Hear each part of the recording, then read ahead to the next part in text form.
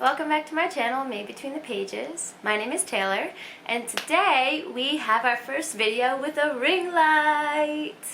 I'm really liking the change in lighting so far. I still have to play with some settings and work out what works best for my bookcase and all of that, but this is definitely a level up from previous videos, so I'm really excited to get started filming with this. Today I'm going to be filming a tag called Get to Know the Fantasy Reader tag. I believe the original tag was Get to Know the Romance Reader tag, but Maddie over at the Book Pusher created this tag for fantasy specifically, and Sam over at Thoughts on Tomes found the tag and did it, and so I watched both of their versions and I thought that it was a really cool idea. So I'll link Maddie's, the Book Pusher's link down below, but I just think it's such a cool idea and I wanted to take a shot at it. So we have 10 questions that I'm going to be answering today about my fantasy tastes and what I like to read. So let's get started. Question number 1 is your origin story or the first fantasy book you ever read. Now, I did mention in my BookTube newbie tag that the Magic Treehouse was responsible for a lot of my literary love nowadays. I used to read them all the time when I was a kid. So the Magic Treehouse books are about a group of two kids, I think a boy and a girl, and they have a magic treehouse. And when they go into the treehouse and read a book, they are transported to the world of that story. So they have adventures in all the different worlds and then come home to the treehouse after their adventures. So I loved that one. I really liked Redwall as well by Brian Jacques. Bless my heart with all the names, I'm working on it. But Redwall is basically a middle grade, maybe a little lower than, middle grade I would say, fantasy with animals, all based around animals. So they all have different kingdoms and different tribes of animals, don't like other tribes of animals, so they have wars, they have battles, and it's just really well written, and I loved those books. There's a lot of them too. So I was really into those. So Magic Treehouse, Redwall, and then one more that pops into my mind is Dealing with Dragons. For the life of me, I can't remember who wrote it, but it's, I think, a trilogy about a princess who runs away, I think, and becomes friends with dragons. And if I remember correctly, there's a lot of witty banter, like the dragons are quite sassy, and so is she. And I remember reading those a lot, like more than once, several times, from the library. I would get them out from the library. I'll see if I can find a picture and insert it here. I'm having some trouble inserting pictures, but I got this. Number 2, if you could be the hero or heroine in a fantasy story, who would be the author and what is one trope you would insist upon? Well, I also mentioned in a previous video, I love sassy, banter-filled friend groups, and I also love heists. So I would insist upon having a friend group with multiple different, personalities put together, some banter, and I would want us to be going on a heist. Is that too specific? Well, that's what I'd want. And 2 authors that I think would be amazing, or I know are amazing at writing that type of thing, would be Scott Lynch, the person who wrote The Lies of Locke-Lamora, and Jay Kristoff from Nevernight. I haven't read a heist by Kristoff, but his banter between his characters is just chef's kiss. So I would want one of those 2 authors to write my story. Oh, that would be amazing. Number 3 is, what is a fantasy you've read this year that you want more people to pick up or to read? So this is an interesting answer for me. I'm late in reading this series, and I think a lot of like OG fantasy booktubers have probably already read this series, but I don't hear it talked about at all nowadays. And so that would be The Remnant Chronicles, written by Mary E. Pearson. I picked them up because I wanted something lighter than the dense, more adult high fantasy I tend to read. And so I thought, oh, I'll just pick these up. They're a little older. Maybe there'll be some tropes I'm not a fan of. Maybe there'll be 3 stars. But it should be an easy read. Excuse you, Mary E. Pearson. Those books were amazing. I gave 5 stars to all 3. Who am I? I don't do 5 stars like that. Like, they took me by complete surprise. And I read them on ebook, and now I need to get a physical copy because I need to tab them up. But, oh, my heater's turning off. Good timing. Are you done? Are we finished? Thank you. What these books are about is a princess who is supposed to be married off to a prince that she doesn't know from another kingdom, and as like a political alliance, and she's not having any of that, and in the first book she runs away. And then from there she is pursued by 2 people. One is the prince who she, you know, left at the altar, left him high and dry. The other is an assassin who's been sent to kill her from yet another kingdom. And the first book, the basis of it is you don't know who's who, which boy or which man is who throughout the entire story. And so you're kind of guessing and trying to figure it out. And then after the first book, things go from there. And it really expands the world way beyond what I would have imagined. You get to see all these different kingdoms quite in depth. And the main character, Leah, I love her. I have, well, that's dramatic. I have loved another YA character this much, but she is up there with the tops. Like, I love her so much, and I have so much respect for her as a character. And then going from there, the female friendships in this story. I am all about girls supporting girls and about having different types of strengths. Not everyone needs to kill people with a sword, and this book did that so well, showing how a group of strong women united with different strengths can get a lot done. But it didn't put down men on the other side of that. There were a lot of really important male characters as well. And I just thought the friendships were so beautifully done, and it blew me away. I read all 3 books back to back to back, and I really want other people to read them if you haven't. And I also think it's a good introduction to the fantasy genre, which we'll get to later. But I really want more people who haven't read that to read that. Don't be put off by the covers, because they are a little cringy, maybe older YA fantasy-esque, but don't be put off by them. It's amazing. Number 4, what is your favorite fantasy subgenre? And what subgenre have you not read much of? I would say my favorite subgenre is epic fantasy. You know, more high epic fantasy with really in-depth worlds and in-depth magic systems. I just love those every time. Bring me a thick boy and I'm all about it. But recently I have figured out that I think I really like steampunk fantasy, which is like a mixture of technology and fantasy elements. So what really opened my mind to this was one, Foundryside by Robert Jackson Bennett. Wouldn't call it quite steampunk, but there's a lot more technology. Well, yeah, it is steampunk, I think. There's a lot of technology-based things that go on in that series, and I really enjoyed that aspect of it. And then I read the second era of Mistborn by Brandon Sanderson. And I know a lot of people are going to disagree with me on this, but I think the second era is phenomenal. It's not as in-depth as the first era. I know, don't bite my head off, but I don't know if it was exactly what I needed at the moment or not, but the mixture of new technologies with Brandon Sanderson's magic system and the characters, like, I know a lot of people don't like Wax, but I liked him, and Wayne is just, oh my god, I need him in my life forever. So I think that I'm discovering that steampunk fantasy is something that I think I really like, and I want to look into it a little more. So if anyone has any recommendations, let me know. And then one that I haven't read much of is magical realism.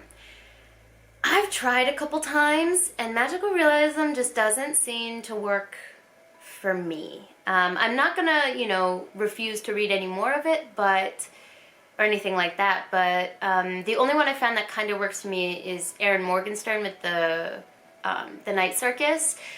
Because of her writing, it's so lyrical, so magical, so well done that I can taste the world, but the actual magical realism element of it, it was alright. So I would say I haven't read enough of it to really decide if I definitely like it or not, but I don't gravitate towards it.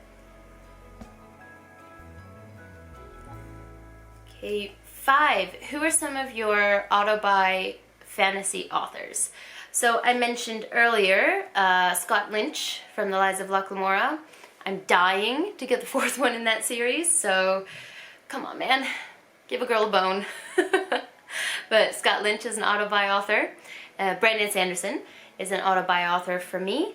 And I would also say Leigh Bardugo is an auto-buy author, but see, for her, she's hit or miss. Like, Shadow and Bone, I did not like that series. It was completely mediocre to me. I know a lot of people hold it close to their heart. Sorry about that. But Alina, I hated her. I really did not enjoy her character. So I wasn't a fan of Shadow and Bone, but Six of Crows, I don't know if you can see my collector's edition in the corner, but heists, sassy friend groups, awesome writing. I mean, that is one of my favorites of all time, is the Six of Crows duology. And then King of Scars was a miss for me. But The Language of Thorns, released by her, was amazing, and it's also up there with my favorites. So she's really hit or miss for me. But because I love Six of Crows and The Language of Thorns so much, I would be willing to auto-buy any of her fantasy to give it a shot, I think. I haven't read Ninth House, though. I haven't bought it yet either, because that doesn't seem like... She's trying out a new genre, good for her, have fun with it, but not really one of my auto-buy books there. But I would say, in general, she's an auto-buy author. Number 6, how do you find fantasy recommendations? YouTube. As soon as I discovered BookTube about 2 years ago, I was like, this is a thing? I have been missing out on this for how many years now? So I was really upset. But ever since then, I found people that have similar tastes to me, and I get a lot of my recommendations. Almost all of them, I would say, from YouTube. So thank you, BookTube. You changed my reading life. Appreciate it. Number 7, what is an upcoming fantasy release you're excited for? Shorefall! Yes, by Robert Jackson Bennett. So Shorefall is the second book that comes after the book Foundry Side, which is up behind me, and I talked about it in my favorite books of 2019. And Foundry Side is a book that, as the main character is a thief, and she has a special ability that when she touches something, she can sense where the object has been, or I guess you could say almost emotions it's had, experiences that it's had, and it makes her a really good thief. It makes her really good at what she does. But she gets hired for a job to steal something, and that something that she steals changes her world forever. And the world that it's based in is, there's a magic system called scrivening. I think that's what it's called. Scrivening. Where you can write this special language on objects and convince them that they are something that they aren't. So, for example, you can convince a wheel to keep spinning on its own without being pulled by something by telling it it's going down a hill. And you can mess with gravity and things like that too. So it's just a really, really interesting, again, steampunky, technology-based magic system and world, and the end of the first book had me so hyped for the second one. Although this month I am doing the Owls readathon, but I will be sure to insert it if it does reach me this month, if it arrives in the mail, because you best believe it's on pre-order. I would say that is the one I'm the most excited for. I can't wait to sink into it. Number 8, what is one misconception about fantasy that you'd like to put to rest, or lay to rest? That it doesn't have literary merit. As someone who's always been into reading, in university I took a lot of classical literature classes just for fun. My major was linguistics, so I wasn't an English major or anything, but I took a lot of those classes just for the love of reading, and those books definitely have literary merit, but the number of people that I encountered who said, oh, you like fantasy? That's, you know, light stuff, really got under my skin. Fantasy definitely has literary merit. Beowulf has linguistic implications even to this day. We have the Odyssey, which is read in almost every classroom, and that is definitely fantasy, a traveling fantasy about fighting monsters. Come on now.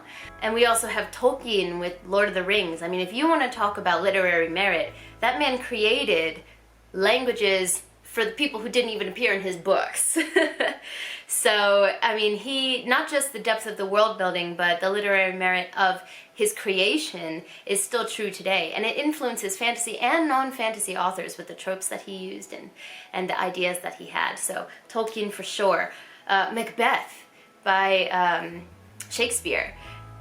I mean, you can't tell me Shakespeare doesn't have literary merit. And Macbeth has 3 witches in the beginning who are like cackling with a cauldron and give him his fortune. Like, that's definitely fantasy. So when people say it doesn't have literary merit, or because it's fantasy, it's automatically bumped down from what's considered high level literature, really annoys me. And I would like to put that to rest. For sure. Number 9, if someone had never read a fantasy before and asked you to recommend the first 3 books that come to mind as a place to start, what would these recommendations be? So when I'm asked this, automatically I forget everything I've ever read. But give me a second. Okay, I would say Warbreaker by Brandon Sanderson is a good one because it's a standalone as of right now, so you're only reading 1 book. And Brandon Sanderson's writing is really accessible. The magic system is a little complex, but it's not, it's interwoven with a lot of lighter elements like humor and characters that'll make you laugh out loud. So I think it's a really good balance of the two, and it'd be a good introduction to high fantasy if that's what someone's interested in. Number 2, Six of Crows. No one here should be surprised. I love that series with all of my heart. It's a YA fantasy based on a heist, so I think the character development in that story makes it accessible. If you're an extremely plot-driven reader, Six of Crows may not be for you. So again, recommendations, they're kind of nuanced, but if you were to ask me in general, I would say Six of Crows is a really good one